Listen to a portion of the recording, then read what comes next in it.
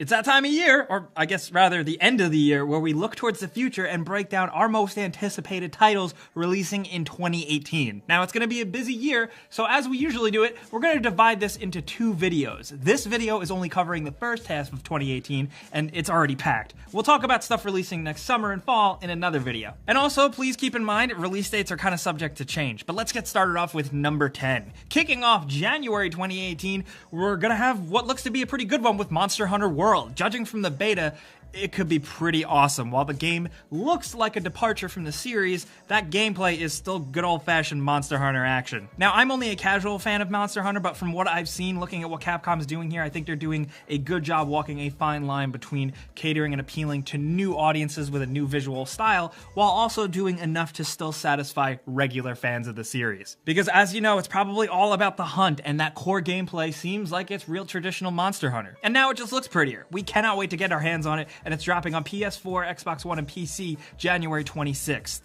Next up at number 9, we have Sea of Thieves, a game developed by Rare that you may not really think too much of it, but we've gotten our hands on it multiple times throughout alphas and betas and at events, and it's pretty cool. It's definitely better if you have friends and if you're into multiplayer games, but the whole idea behind Sea of Thieves is this big world where you and your friends can man a crew and pilot a ship and navigate, where everyone has specific tasks like managing the sails or steering the boat or pulling ropes or navigating with a compass and a map. There's a lot here to keep a bunch of players busy, and if you like pirates, it's just good authentic pirate stuff. Yeah, it looks cartoony, but the game is actually pretty challenging and fun and requires a lot of actual teamwork and communication. I am very curious to see how people are going to react to this once it does drop. I'm hoping that the multiplayer servers can hold up their end of the bargain. We don't know yet, but it's dropping on Xbox One and PC on March 20th, 2018. Next at number 8, we have A Way Out. This is a very interesting game, one that might be considered a bit smaller scale, but I think it's just as ambitious as any other big AAA title out there. A Way Out is essentially sort of like a movie, almost like a Shawshank Redemption or Escape from Alcatraz type of thing, where you and a friend take control of 2 characters escaping jail. It's very story and character focused, but also teamwork focused, obviously. It's directed by the guy behind Brothers, A Tale of Two Sons, which I thought was a pretty damn fantastic game. Even though it's completely different than this, it handled the 2-person dynamic very well. Apparently, this is a game that you're really going to want to play split-screen co-op with a friend because it's very specific, but thankfully the roles aren't specific. Each person can do what they want. For example, like one person distracts a guard while the other person runs away. But apparently within that, it's a bigger game than you would expect with a bunch of NPCs to talk to and things to do. I'm really curious to see how this one pans out because sometimes when games focus on weird story things, it feels like an awkward, crappy movie. Hopefully A Way Out can nail that feel just right.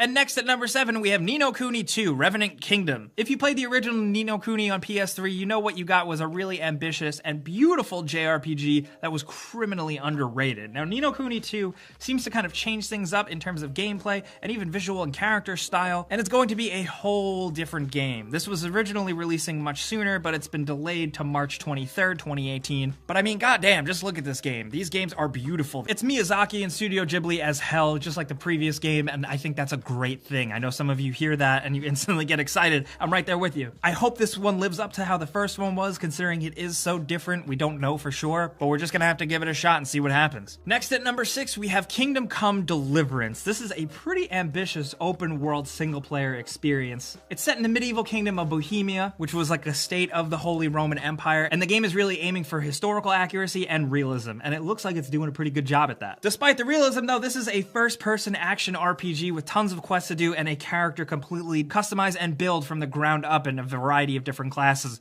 like knight, thief, bard, you know, classic good RPG stuff like that. There's dialogue, there's a reputation system, and a little bit of survival sim mechanics of the fact that you have to sleep and you have to eat to stay healthy. This also seems to be like a really big game with a bunch of different villages with townspeople with their own AI doing their own thing, paying attention to you, reporting your crimes, but also going about their daily lives. I'm hoping this one is good because for 2018, I'm gonna need a big, obnoxious, ambitious RPG to really sink my teeth into for a long time, and Kingdom Come: Deliverance could be it. But speaking of ambitious, next up at number 5, we have Far Cry 5, a game that really takes the franchise in a very different place. just real America. It takes place in Montana, in a little town, in a little county that's being taken over by religious crazy cult members, and it's your job to shoot them. There's a lot of elements like being able to fly an airplane and have a little dog that is your friend, and it looks to be once again like this big crazy sandbox where you can blow a bunch of shit up and do a bunch of wacky stuff like hunting and causing weird explosions and sneaking around and messing with people and basically just tackling scenarios however you want. This game does seem politically charged, but reading up on it and actually looking into it, when you go past the marketing, it doesn't really seem to say much politically at all. That's still kind of up in the air. We have to judge it when we play it. I wonder how far the game is really going to lean into what it has going on. But thankfully, regardless, it looks like a lot of fun. And it also looks pretty gorgeous. I hope it holds up when it releases. Now, next at number 4, speaking of gorgeous, we have Crackdown 3, a game that has been delayed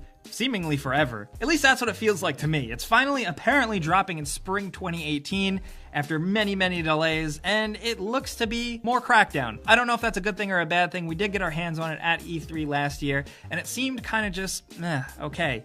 The fact that you can't really blow things up in single player, while it does make sense from a story perspective, just isn't really that fun. And the game has been delayed for so long that I wonder if the original concept is really going to make it to the finish line. Who knows? Regardless, we are willing to give it a shot because, you know, between me and Falcon, we are really big fans of Crackdown as a series here at GameRanks. So we're putting a lot of our hopes and dreams on this one. We're being a little skeptical, but we also can't help but be excited. Open world, crazy superpower cop games are fun. And damn it, we really hope Crackdown 3 continues that trend. Coming in at number 3, we have Days Gone. This is that open world biker zombie simulator type thing. Well, technically they're not called zombies, they're called freakers, but basically they're hordes of zombies. I'm very curious to see how they handle this one because I think it could be a compelling mix between an open world zombie style game with elements of The Last of Us, but we don't really know for sure until we get our hands on it. At the time of making this video, it does not have an actual release date, but it is slated for early 2018, so we're gonna go on that. And honestly, it looks pretty gorgeous. It looks like the shooting mechanics are fun, but I am curious to see how exactly this is specifically gonna kind of stand out from the crowd. There's a lot of open world games out there,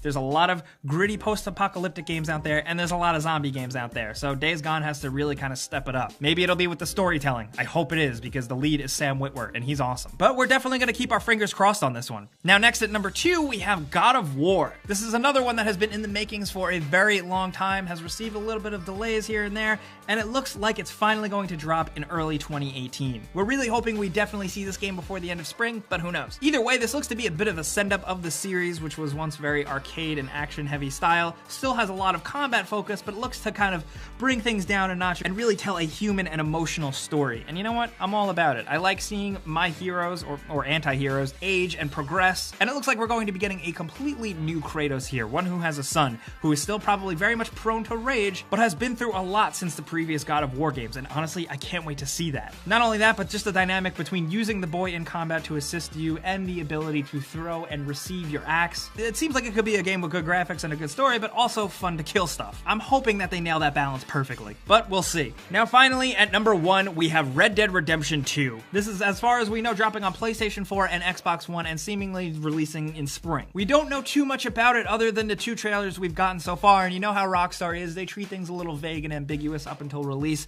but it looks like you're playing a cowboy who is part of Dutch's gang prior to the events of the original Red Dead Redemption, and you look like you're a bad dude. Like, you look like you're a straight up cowboy who is murdering and stealing and cheating and just doing whatever to get by. And you know what? That's pretty cool. Rockstar really excels at being the bad guy, being the anti-hero, so I kind of want to just play a scummy, dastardly cowboy. From what we've seen, the game looks gorgeous, the world looks to be pretty large and varied. There will probably be some sort of team or heist element, and I'm very curious to see if and how John Marston from the previous game can play into this story. Will we see a younger John? I hope so. The game will apparently also have an online component, which I'm very curious to see how that's going to go down compared to the success of Grand Theft Auto Online right now. But either way, single player or multiplayer, it's going to be good to be back in the saddle again. I'm sorry. Those are our picks. Those are the games we're looking forward to the most, but we also got a couple of bonus games, including Dragon Ball FighterZ dropping January 26th, which looks amazing. Then there's also Detroit Become Human, which is another Quantic Dream game from the guys behind Heavy Rain.